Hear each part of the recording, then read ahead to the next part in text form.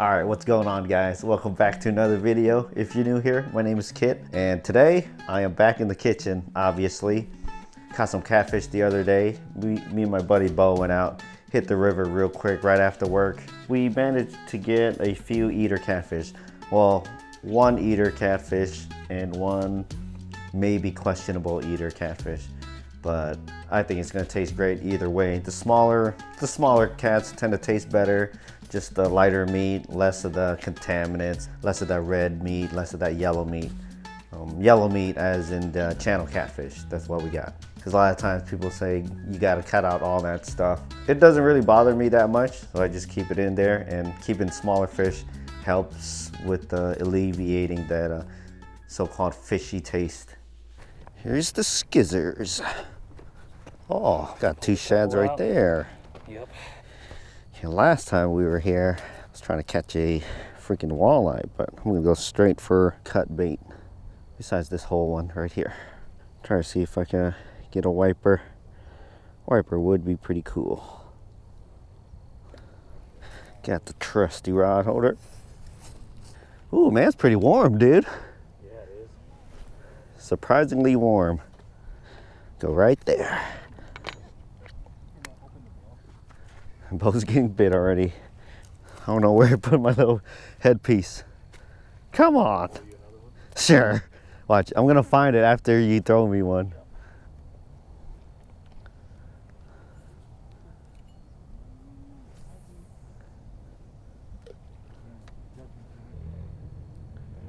Slow start so far, but it's still early. I mean, there's still light out. I don't think we got any, well, we didn't hook up until after it was pretty dark last time.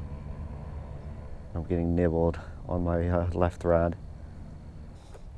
Any minute now. I know, any minute now. Usually how it goes, talk about a hot bite. Yeah. Then you go like, I don't know what happened. Oops, sorry, false alarm. Just gonna recast this one. Check my bait too, actually. See what kind of bite marks this thing has. Nothing too bad. He got a little mark on his tail. Oh, I guess Lindsay hooked up over there. What was that, a drum? Oh. First fish is a drum. Okay, we're gonna switch out the whole shad. Switch out the whole shad for a piece of cut shad. Try to get some of these kitties. Okay, getting tapped. Come on.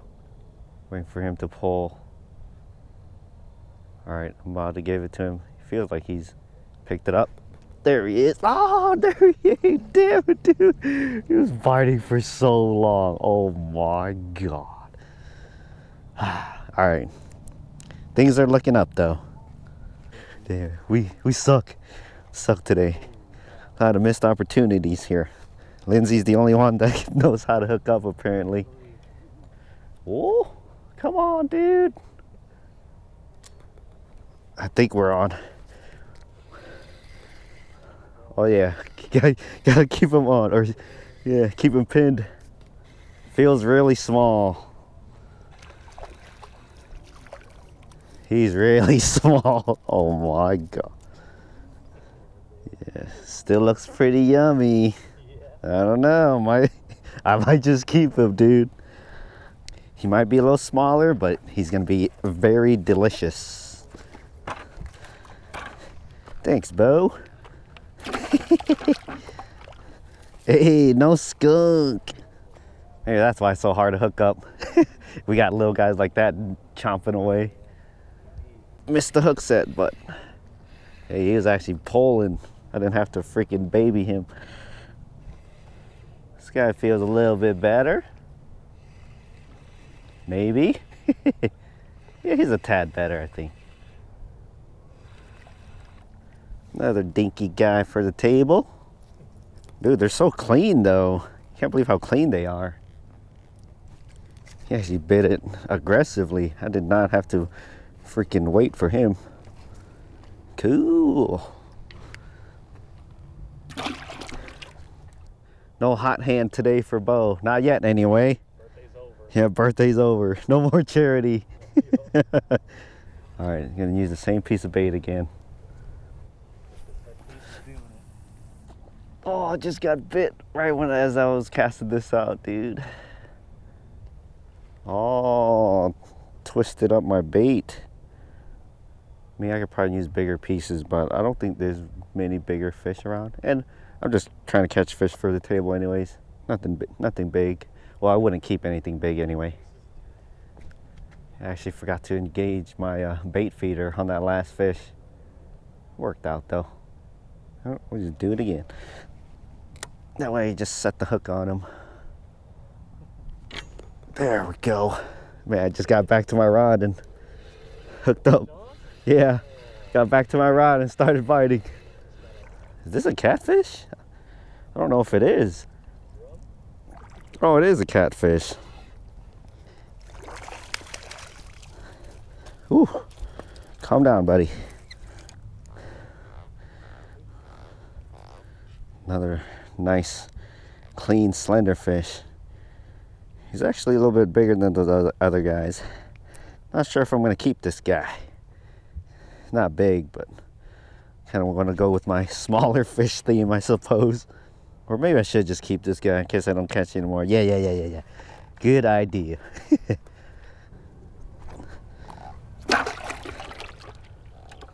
Alright, where are them skizzers? Thank you, sir. Bleed these guys out. Pretty good eater. It's a pretty good eater. A little more questionable. All right, you know what? I'll let this guy go. He's the smaller of the two. This one's gonna be pretty delicious, I think. For today, I'm just gonna clean those up, and then I'm gonna make a spicy tomato sauce. It's a Lao tomato sauce. It's called gel maklen. Gel just means dipping sauce, and maklen means tomato. But I'm gonna put a little different twist on it this time. Usually people use Thai chilies, and today I'm gonna do 1 scorpion pepper. Hopefully it's not too spicy. Hopefully it's enough. You know, maybe it's not spicy enough, but we'll see. So yeah, I guess I gotta clean those fish first. Actually, you know what? I'm gonna roast the tomatoes and the veggies first, because that's gonna take a little time. I can do that while I'm cooking or cleaning the fish. So we got shallots, that 1 scorpion pepper, maybe 8 cloves of garlic, and I got 6 Roma tomatoes. Full disclosure though, I'm not a cook, so I don't really know what I'm doing. I'm kind of winging it. I mean, I kind of have an idea of what I want to do, but yeah, I'm not like a professional cook or nothing, so I'm just gonna taste it as I go. I kind of know the basics of what I need to do. Yeah, so hopefully it turns out good. So right now I'm just laying down some aluminum foil into the bottom of the air fryer. Typically, I think the traditional way would be people would roast this over like a open flame, like a gas stove, or in the oven. Yeah, so in the air fryer thing, I got the tomatoes, shallots, garlic, and the little bomb, this guy. So while that is roasting, I'm gonna clean those catfish up. So I got my gloves on, makes things easier to handle. Get my fillet knife out. Got my catfish skinners. I think that's all I need, maybe. So this little guy, yeah, he's not very big, I know, but he's gonna be very delicious. So I'm gonna leave him whole, bone in. We'll break off this top fin of his. So I'm just gonna make slight incisions right beneath the skin. That way I can just peel. Uh-oh, I'm actually cutting all the way through. That's fine though. It's probably fine. We'll just go down, follow the spine here. I don't know if I'll show this all. There's better videos out there of how to clean catfish. It's been a while since I've done a whole catfish too. But you just want to make a few incisions going down the top side and the bottom side of the fish, just slightly beneath the skin. Okay, let's see if I can start peeling the skin off of this guy. So you make one other incision here. Guess if you don't have these skin peeler things, you can use pliers. Oh, see, the good thing about this smaller catfish is the skin peels off so easy. So easy. You know, skin peels off so easy on these little catfish. Ooh, I can smell the garlic and the shallots. Smelling pretty dang good right now. And you know what? Since this guy's a little small, I can manhandle him pretty decently. So we're just gonna, it's gonna get graphic, but we're gonna just break his head off, and all his guts and whatnot should just freaking go along right with him.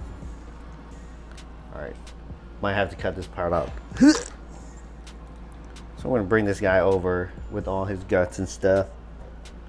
Okay, so one catfish done. I know you guys saying, oh, that guy's tiny, but man, he's gonna be delicious. And now I'm gonna clean the other guy. He's a little bit bigger, so he should be a little bit more meat. Perfect eater though. This guy's probably maybe like a pound and a half, a couple pounds. Perfect eater. Okay, time out. I gotta flip like the tomatoes and stuff. Oh dang, tomatoes are like super toasted. Mix everything around. Ooh, let's take a look at the scorpion pepper. Come on. Ooh, this guy's a little smushed. Okay, maybe we'll set this guy off to the side. The garlic isn't quite soft yet, so we're gonna throw it back in. Throw everything back in, except for that scorpion pepper. We'll do another 8 minutes. Okay, so that first round was 10 minutes at 370 degrees Fahrenheit, and then this second round is going to be 8 minutes at 370 degrees Fahrenheit. All right, so the kitties are cleaned. There's one clean kitty, two clean kitty. So I'm going to go ahead and score these. This is going to have all these crispy little bits on here. So the thinner you make these, the crispier it's going to get, and quicker too. Sure, something like that. I think I did one side more aggressive than the other, but that's okay. So we're gonna do the same thing for this guy over here. Let's see what's going on with the veggies. Okay, looking a little bit more toasty. I don't think they're quite done yet though. So I'm gonna keep flipping this stuff. Shallots aren't quite soft for my liking yet. Garlic's not quite soft enough where I want it. So it's gonna go back in. Maybe I should go higher heat, maybe? We'll do 400 for 8 minutes. The freaking veggies are back in the air fryer. I'm gonna wrap up all the catfish in paper towels just to pick up any leftover moisture. So catfish are wrapped up. I'm gonna let those sit there for a little while, and I'm gonna clean up my mess. I got those guts and dirty paper towels and carcasses I need to take care of. Well, I got my mess cleaned up, for the most part anyways. The vegetables went off again, and I think I'm not quite satisfied yet. They're not quite as soft as I want it to be. Maybe, I don't know how soft I need it, but I don't think putting it in for like 5 more minutes would hurt. So I'm gonna do 5 minutes at 400 degrees again. Hopefully I'm not overdoing it. All right, so while those vegetables are going again, I have this little device here. If you're wondering what this is a sticky rice steamer. Sticky rice, I can't think of the official word for it. Glutinous rice. It's kind of like a denser, stickier kind of rice. I don't know, there's so many different ways that you could do it, but this is just the way I did it. Rinse it a few times, stick it in the fridge, let it soak overnight. Now it's the next day. I got this rice steamer here. It is on medium low now. I had it on high until the steam started coming up. So I'm gonna take this sticky rice here. Oh, hopefully I don't dump the water. I'm gonna put it in this basket.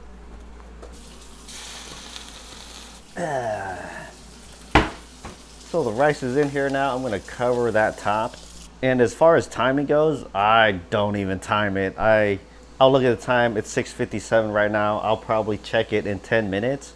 So at 7:07, hopefully I remember. I'm gonna come back and take a look at it. Yeah, I'll just show you guys. I'm gonna give it like a little jostle. If the rice doesn't kind of crumble up in the middle, if it stays in like one cohesive piece, that basically means it's ready to flip. Because if you try to flip before that, it isn't ready to be flipped, because it'll start crumbling apart on you, and you don't want that. You want it to be one big nice piece.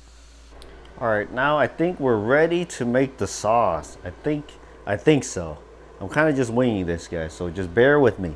All right, so I'm gonna take that shriveled up scorpion pepper, break off the stem, put it in the mortar and whatever the thing is called. Get the garlic. So we want to break the skin, or take the skin off of everything. So garlic skin. Ooh, that's hot. Is that all the garlic? Maybe it's like a tiny garlic. Okay, so shallots. Peel the skin off of this guy. Ooh, that is hot. There's probably a better way to do this. Okay, so that kind of unraveled itself. That worked out pretty nicely there. So now we got the shallots, garlic, and that ghost pepper in here. And I'm gonna grab a little secret sauce. Well, it's not really sauce. MSG. It ain't that bad for you, so don't trip. A little MSG. Yeah, a little bit more. And now we want to just mash this all together. Ooh. Smell the pepper. So I kind of got it sort of to a paste here. Not sure if this is right or not, but all my freaking louse peeps will tell me how wrong I am, or right. You know, if I'm right, let me know too.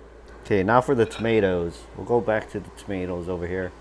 Don't want the skin. Oh man, those peppers are all up in my nose right now. Oh, it's almost time for me to check on the rice. Oh, there's a freaking garlic. All right, now we're gonna go and kind of mash up the tomato real nice and good. All right, so right now, whoa, you guys are a lot closer than I thought. So right now, I wouldn't call it like a puree, but it's, you know, everything's broken down pretty good.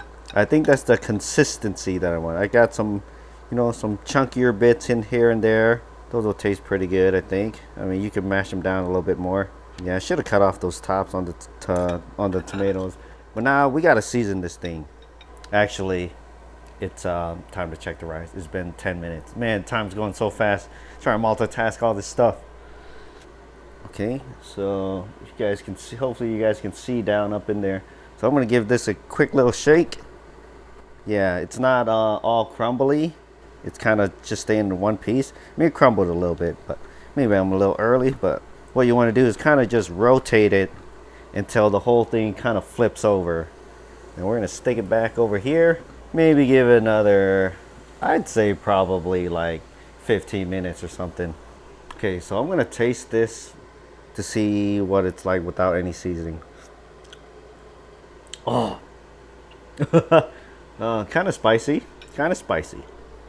Okay, as for seasoning it, we're gonna start with this stuff. Fish sauce, there we go. Sounds gross, but it's delicious, trust me. So we're gonna start with 2 tablespoons. So we're kind of just mix that all in. See what 2 did. Ooh man, that's spicy. I think most people would call that good right there. 2 tablespoons of fish sauce. The recipe I looked up said 2 tablespoons of fish sauce and 1 tablespoon of the funky stuff, fermented fish sauce. Maybe I'll spare you guys that one. I think it'll be fine without it. I feel like I want it more sour. I kind of want to squeeze some lime in here. I don't know if that's traditional or not, but I think that's what I'm going to do. I'm squeeze a little bit of lime in there, give it a little more pizzazz. I like all my sauces to have like liminess to it. So lime goes in like every sauce that I make. So we're going to squeeze just a little. I'm going to squeeze that up in here. Ooh, let's give that a little mix. Hopefully I didn't just ruin it by squeezing lime in here. Because the tomatoes, you know, they have a little sourness to it. Maybe very little sourness. And a little sweetness to it. You know, we're going to do 1 more tablespoon of fish sauce. All right. No more fish sauce.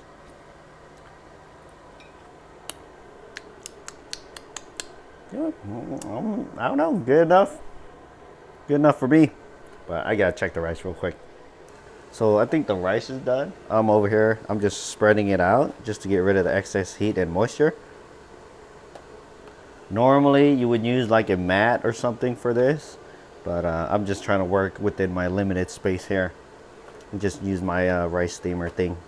Ooh man, that sauce is lingering with the spice. I might add a little sugar just for a little bit of an extra layer. Not too much sugar though. Here's the sticky rice. It's less steamy now, which is what you want. You don't want it too hot, and you want to get rid of as much moisture as you can without letting it too dry. And for most people, this would be it. They just throw it in a little rice basket thing here. Here, I'll show you guys. So here's that little rice steamer. Most people, they'll just throw it in here, call it good. But I like to, I mean, it seems a little wasteful, but I'm gonna put them in little sandwich bags. So that way it's easier to reheat, because sticky rice does not keep very well, like just in here by itself, because it dries out, then it gets hard. And if you keep it in like some kind of plastic bag, that way when you reheat it, the moisture kind of just stays in there. If you don't reheat your rice, probably not that big of a deal. I like just throwing it in the microwave. Just makes it easier. And then that way I don't have to mess with cleaning out hard rice out of here too. And there's other ways you could mitigate that by putting like wax paper, but this is just how I'm gonna do it. So you got your typical sandwich bags. Flip it inside out, like so.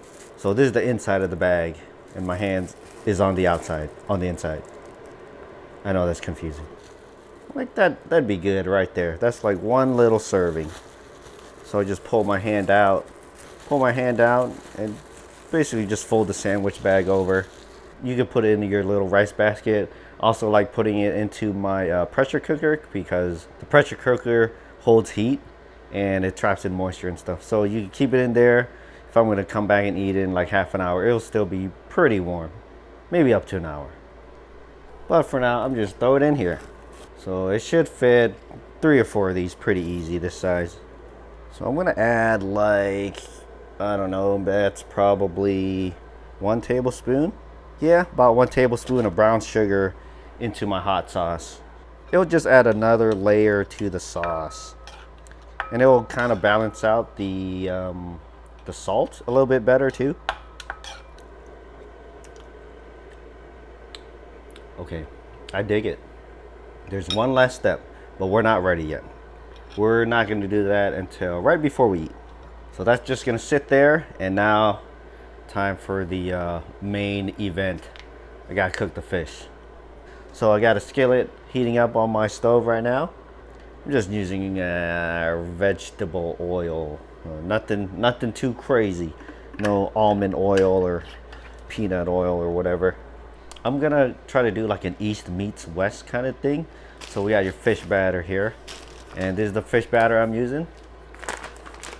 That's the Whisker Seeker fish fry. Yes, they have their own fish fry. I gotta give them a shout out because they sponsor the Bearfish Fanatics podcast. They're not paying me to say anything in this video, but they sponsor our podcast. And if you're wondering about our podcast, me and my buddy Grandy, we drink beer, talk about fishing, talk about beer just a little bit. We'll bring in guests that know way more about fishing than we do, whether that's they're professional fishers or they're guides or they work in the fishing industry. And we've had other YouTubers, Spencer, D. Yang, just to name a couple guys. I just had to plug that in real quick right as this oil is getting hot. Bigger pieces in first. Since it's bone in, it's gonna take longer to cook.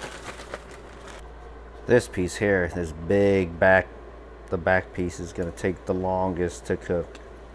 Ooh, maybe I should let that get a little bit hotter. I got the tail sections too, and I kept the fins on. You guys would be surprised how good the fins are. So I'm gonna slowly add these pieces in so I'm not dropping the heat too much of the oil. Okay, so here comes the tail piece. Oh yeah. That tail is gonna be nice and crispy. Okay, so I've already gone through and flipped most of these. Actually, I flipped them all at least once. I'm gonna pull out these smaller pieces because they should be pretty nice and crispy and done. I'm pulling these guys out. This guy is not done. This big boy, put him on his belly side down. Get that bottom side cooked a little bit more. That tomato sauce has cooled down. Now what I'm gonna do is I'm gonna pour it into this container. Ooh, smells pretty delicious. And now for the finishing touch. I got some cilantro here that I'm gonna toss in. Oh, maybe that's enough cilantro already. That was like a little handful. We're just gonna mix that all in there. Actually, maybe that's not enough cilantro. I love cilantro. I don't know about you guys. Oh, BRB, gotta pull some fish off. But, oh, you know what? I'm gonna throw in the rest of the cilantro. I love me some cilantro. Can't have too much cilantro in my book. Ooh, look at that sauciness. Okay, I'm gonna go put this on the table. Man, it smells dope. Yeah, there's all the fried fish. I'm gonna go set this on the table, get all my stuff ready, and yeah, meet you guys over there. All right, guys, so I just plated everything up. Here we go, I'll give you guys a quick little tour. Cute little spinneroonie. Got your catfish, obviously. Then we got your tomato sauce. We got your sticky rice. First things first, we're gonna do the little piece. We're gonna go right in, so bite of this. That was really good. Take a little bite of the sticky rice. Oh, forgot to mention, you eat sticky rice with your hands. I know, it's kind of savage, isn't it? But if you wash your hands, no big deal. If you don't wash your hands, maybe you should start doing that. Scoop up some of this sauce onto the rice.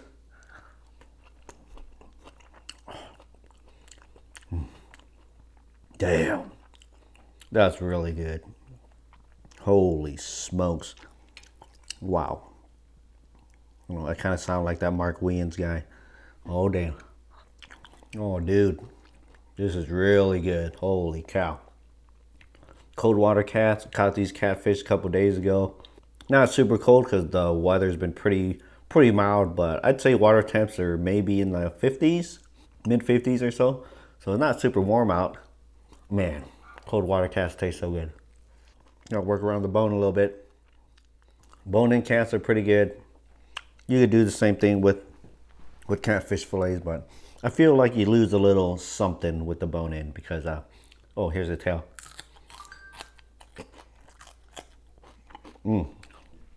Tail. They're like fish chips, straight up.